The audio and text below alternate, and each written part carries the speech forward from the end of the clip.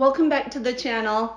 I want to talk to you today about flu season and being prepared and how to prevent it, how to make it not quite as bad. And this is not necessarily just the flu, it's for any kind of cold, kind of how to be prepared. I would also want to say, of course, if you do have certain health conditions, check with your doctor. If you're allergic to certain things, and definitely don't take them. Just remember, everybody's different. Everybody has different things that work for them.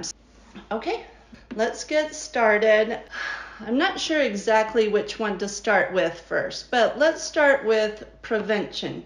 Just because prevention is just so good. You'd rather prevent and not even get sick in the first place. So let's start with that. What you want to do is you want to make sure that you are drinking plenty of water. Your body is made up of so much water, but it also helps to clear out impurities and different things. So you just want to make sure you're drinking plenty of water, especially during flu season. Water is important, and good nutrition.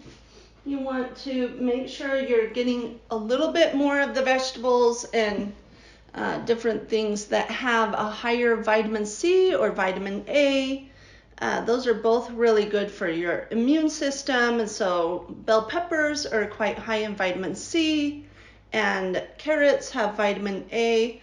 Both are good to help you not get sick. And then omega-3 fish oil. You want to be taking some of this daily just to help you during the times where it's not fresh fruit and fresh vegetables are not as common. So it's good to maybe get some supplements and different things that you wouldn't normally get. And so also, if you're not good at getting all of your vitamins and minerals, take a daily vitamin, especially during the winter time. And then you want to make sure you're getting some vitamin D, just because you get it a lot from the sun, and during winter, fall and winter, there's not as much sunlight. Also, you're more indoors and more covered up, and so you want to make sure that you are getting a good amount of that to make up for the times where you'd be out in the sun in the summer.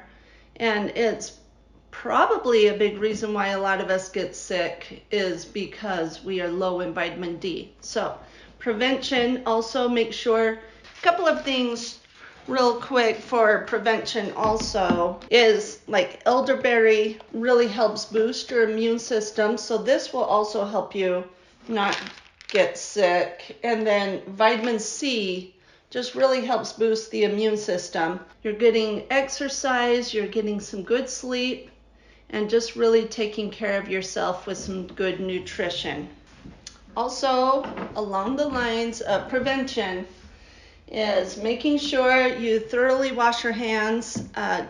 Don't touch your eyes, mouth, nose, any kind of entrance into your body that you're going to introduce viruses and bacterias from different locations into your body. So having germs on your hands are not harmful to you until you introduce them into your body. And so just common cold, common viruses, they expel from people by coughing, and it actually lands on surfaces, and those are the surfaces that we touch, and then we introduce them into our own body. So if you keep that in mind, that anytime you're bringing something up to your mouth, are your hands clean, will definitely help you not transfer it into your body. Most viruses aren't just floating around in the air. Most of them are sitting on surfaces.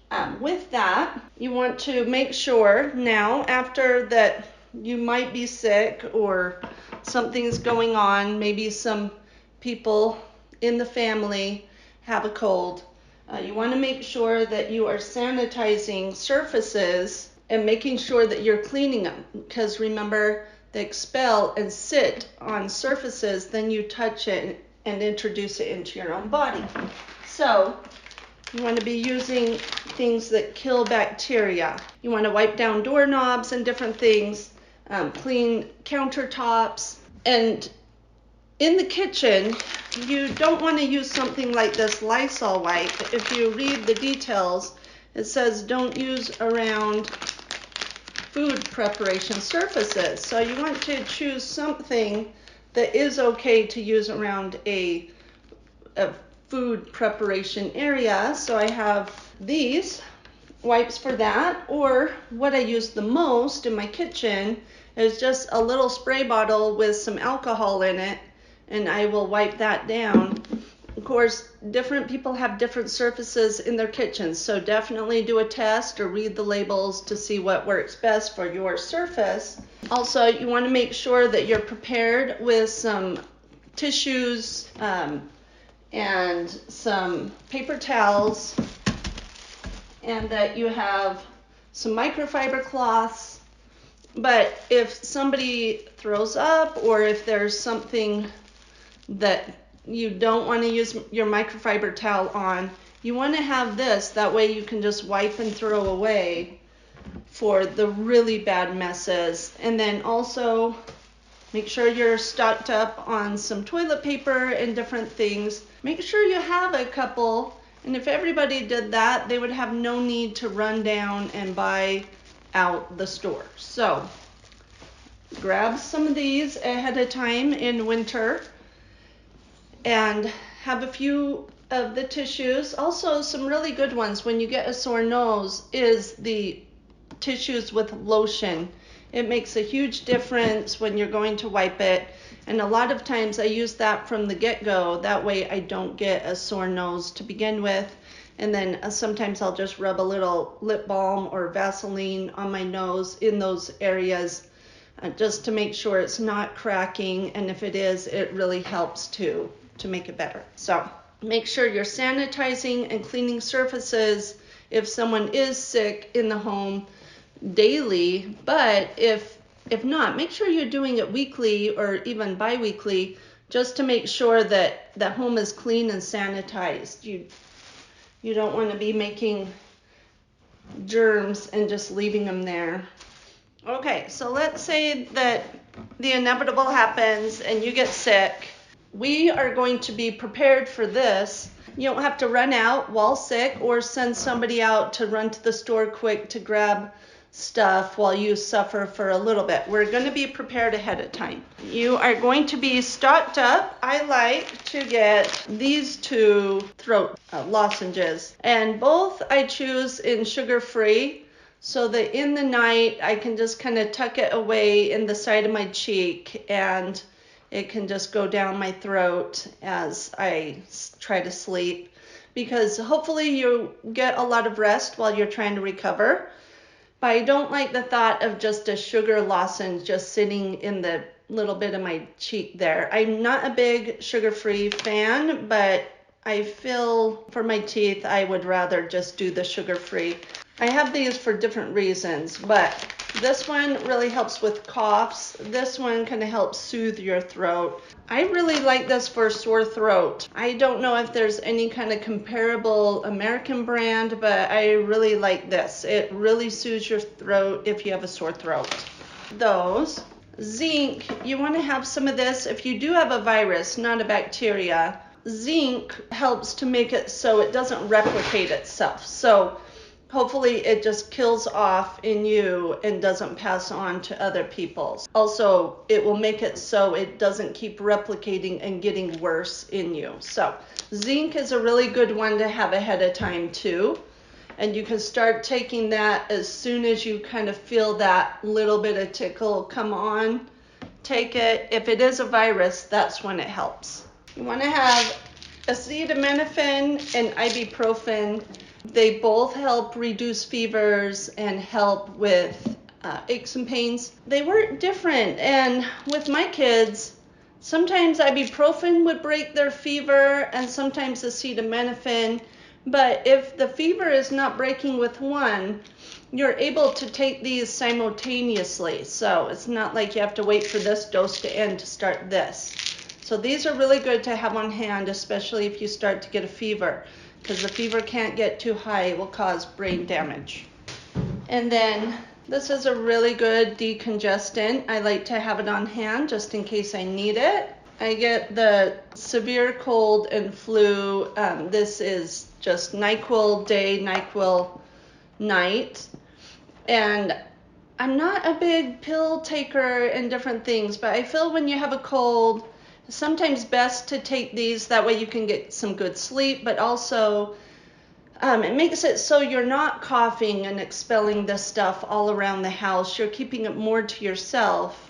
But always double check labels. Like these have acetaminophen in it, so you don't want to take too much. You need to watch the dosing because you can overdose quite easily on acetaminophen or Tylenol. So be careful, be on the lookout for that. Also, if you are taking this and this, you might want to Google or ask your doctor to see which medicines conflict. So be careful if you start to add to certain medicines that you are not taking something that conflicts or is the same thing and now you've double dosed.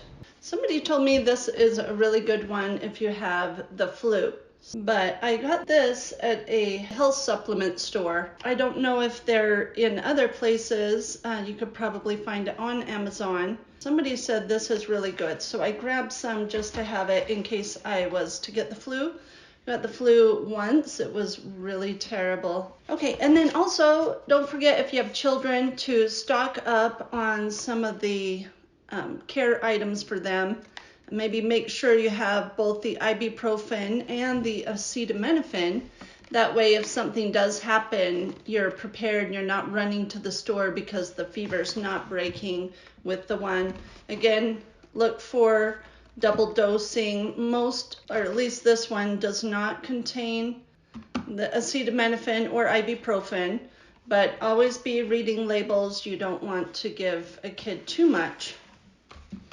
Also check with your doctor, see what they recommend for colds and different things. Take something to help shorten the cold. I think I talked about it with the zinc, but things like airborne, there's dosing just to have some each day, but there's also dosing for if you feel the cold coming on or you're sick and you take much more. Make sure you're drinking a lot of fluid to keep things passing through your body.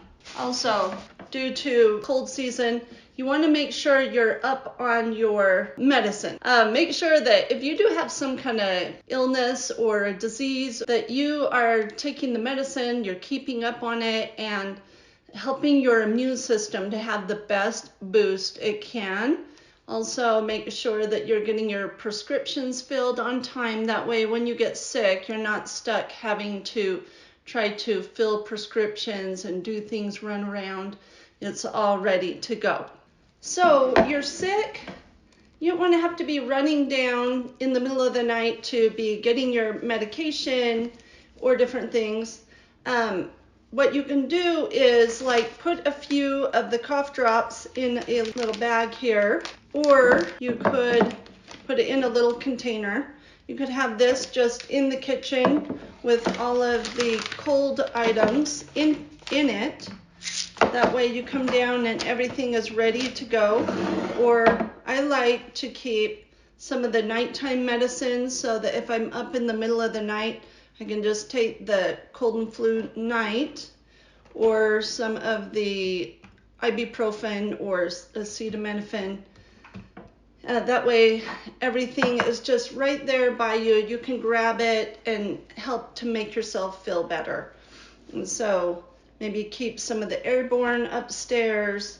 Just keep things close by. That way you don't have to wander around when you're not feeling your best. I also want to talk about some home remedies and some things to have while you're sick. Something like this, a bone broth that you do it per cup. Just get some hot water, pour it in the cup, get the bone broth, put it in a mug, and then just add some hot water, stir it around. Really light, easy on the stomach. And then also if you feel like eating, if you feel like not eating, I kind of just follow what my body says. So maybe also advise with a doctor, but on a cold, I just kind of do what I think. Of course, you don't want to deprive yourself of too many calories, so really watch yourself if you have a problem with that. Also, I don't know if you've ever made hot lemonade. Take a lemon, cut it, squeeze probably about half into a cup, and then add honey to taste and add hot water.